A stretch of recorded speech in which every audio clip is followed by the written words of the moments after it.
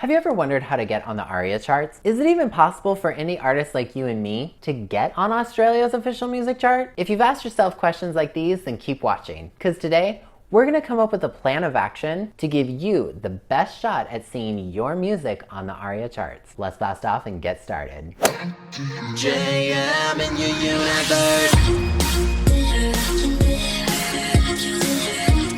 Konnichiwa friends, I'm Jonathan Miller and welcome back to Jonathan Miller Music, helping you become a better indie artist. I make dance pop music and every Wednesday on this channel I'm helping others take their music to level 2. If that sounds good, consider subscribing and ringing the notification bell. If not, well then that's rude. I spent 10 whole minutes researching this and you can't even hit the sub button for little old me. I see now what kind of person you are and what kind of person I am.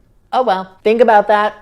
Alright, so let's talk getting onto the ARIA charts. In case you might be wondering, ARIA stands for Australian Recording Industry Association, and they put out Australia's official music charts every Friday on Spotify and Apple Music. Now, getting onto any country's major music charts is a huge feat, regardless of your chart position. And it's a huge dream for many artists. So if one of your goals is to get on the ARIA charts, then by the end of this video, you should have a pretty good plan on how to do so. If you've seen my videos on how to get on the Billboard charts or the UK charts, just FYI, this plan of action today is gonna be pretty similar. But there are going to be a few key differences worth noting, so let's just jump in. First of all, the ARIA charts only accept sales data from about 1,000 retailers total, including physical ones, but I'll just list the digital ones for you, which I'll tell you in just a second. If you haven't chosen to distribute your music to one of these online retailers, at least, then your sales data won't be tracked, and ultimately, you will not chart. And also, please remember that only sales and streams made from within Australia count toward Australia's music chart. Anyway, so the online retailers are Apple Music,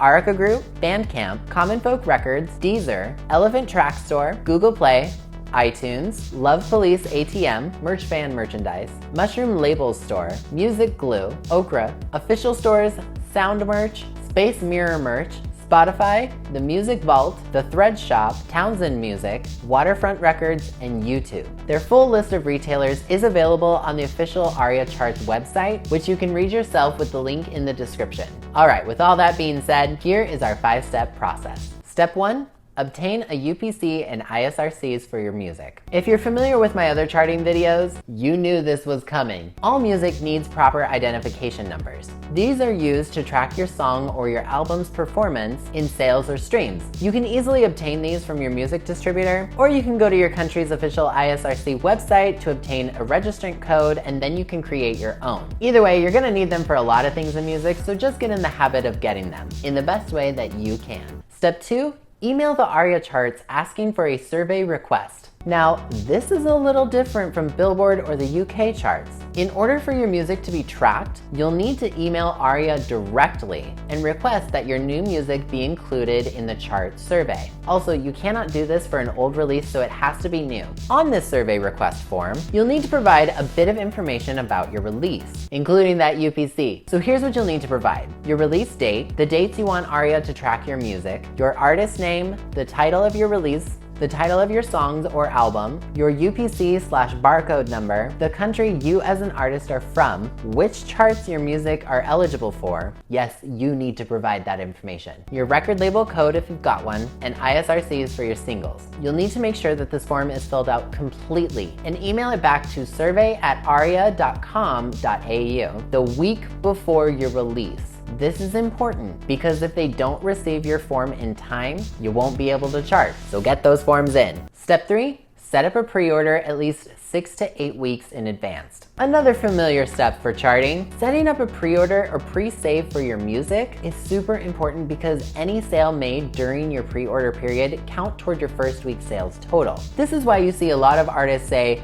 new single coming soon, pre-save now on Spotify or pre-save now on Apple Music. Now, because the ARIA charts are especially tuned to your first week's sales total, a pre-order/pre-save campaign is an absolute must to give your music the best shot at charting. Step 4, promote, promote, promote. Use your pre-order period to promote the heck out of your upcoming release. Remember, any of those pre-orders made in Australia count towards your ARIA chart eligibility, so hype your stuff up. You're gonna wanna focus on your social media and your email list and other inventive ways to try and drive those sales. Be creative with this one and create a buzz for your music. Step 5, make enough equivalent sales. This last step is a little interesting for the ARIA charts, because at the time of this recording, ARIA hasn't officially disclosed the exact ratio to show just how much streaming counts toward your sales total and ultimately your chart position. We do know a few things, however. Multiple sales by a single user are strictly forbidden, and they will not count towards your chart eligibility. Like I say all the time, no gaming the system. Also, we do know that as of 2018, streams made by premium users of a platform have greater emphasis in the calculation than people who use ad-supported or free accounts for streaming. News.au.com also reported that only about 175 streams equated one sale. Now, assuming this is true, we can do some math because the ARIA charts are notoriously not too difficult to get onto. In fact, the lowest selling album that went #1 only made about 2,140 equivalent sales. So this assumes that a few hundred sales gives you a pretty good chance at getting on the chart. So let's say all 175 of those streams were made by premium users. Multiply that by the 2,140 sales total of that #1 album, and you'd only need about 374,500 streams in total to potentially go #1 in Australia. Now, chances are it's probably much higher than that, but it's a good place to start. Getting onto the ARIA charts is a big dream for a lot of artists all over the world. It's also a huge accomplishment and one deserving of celebration, regardless of whatever position you land at. So best of luck, and don't forget to check back here in the comments and let me know where you made your official ARIA charts debut.